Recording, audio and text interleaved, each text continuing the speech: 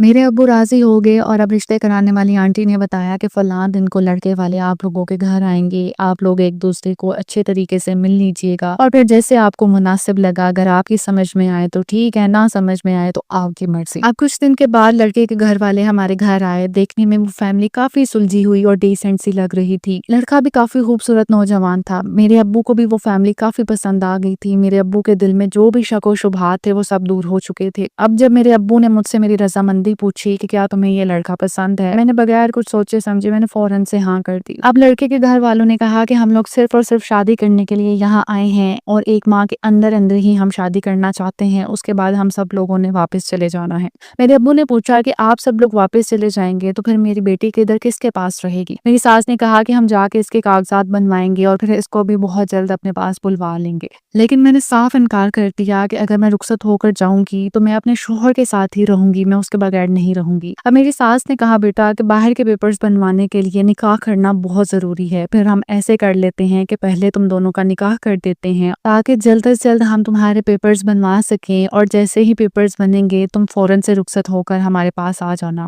اب میرے گھر والے بھی اس بات پر راضی ہو گئے اور 1 ماہ کے اندر اندر ہمارا نکاح ہو گیا۔ میرا نکاح کافی اچھے طریقے سے ہوا تھا۔ میرے سسرال والوں نے مجھے 5 تولے سونا اور میرے ہسبینڈ نے مجھے نکاح پر ایک ڈائمنڈ کی رنگ پہنائی تھی۔ اس کے علاوہ بھی میرے سسرال والوں نے مجھے بہت تحفے تحائف دیے تھے۔ اب نکاح کے بعد میرے سسرال والوں نے جتنا بھی ٹائم پاکستان میں گزارا، ہر دوسرے دن میرے سسرال والے مجھ سے ملنے آتے، مجھے باہر گھمانے کے لیے لے کے جاتے۔ کئی دفعہ میرا شوہر مجھے باہر گھمانے لے کر گیا، کافی شاپنگ بھی کرائی اور ہمارا کافی اچھا ٹائم گزرا۔ اس کے بعد میرے سسرال والے اور میرا شوہر واپس چلے گئے۔ 2 سال تک ہمارا نکاح رہا۔ 2 سال کے بعد میرے پیپرز بن گئے اور 2 سال کے بعد اب میں رخصت ہو